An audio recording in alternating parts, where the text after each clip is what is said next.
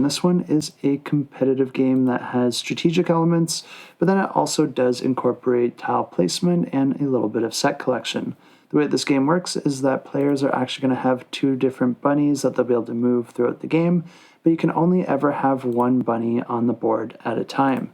Players are going to be moving those bunnies in order to try and collect different recipes or different herbs to fulfill those recipes in order to gain victory points for the end of the game. The way the game plays is over a series of turns, and on your turn you're going to be moving your bunny and taking whatever tile it stops on. Like I said, there are two different types of bunnies that you have, and one of them is going to be able to move any 3 spaces orthogonally, whereas the other one can move any distance but only in a single direction. Like I said, you're going to be picking up whatever tile you stop on, and then you're going to be placing it somewhere in your tableau that's going to be located above your tiles. You do have a spot on your board where you can reserve a tile if you don't want to place it right away. The recipes that you gain this way are private objectives, and they're only going to apply to you, but there are also some shared objectives that players will be playing with as well. Each of these are going to have some sort of requirement that they're going to score on, such as getting certain sets of herbs or having them adjacent to certain herbs,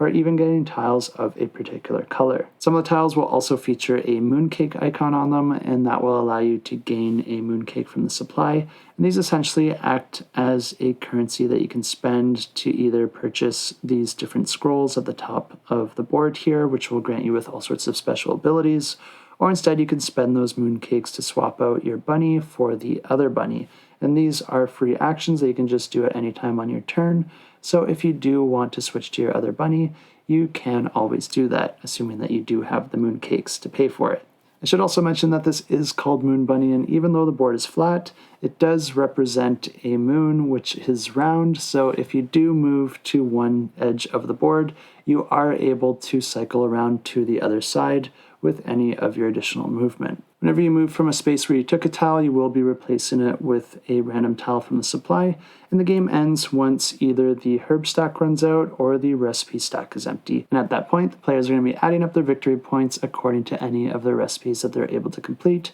and the player with the most victory points wins the game, and you can find a link to this campaign in the description down below.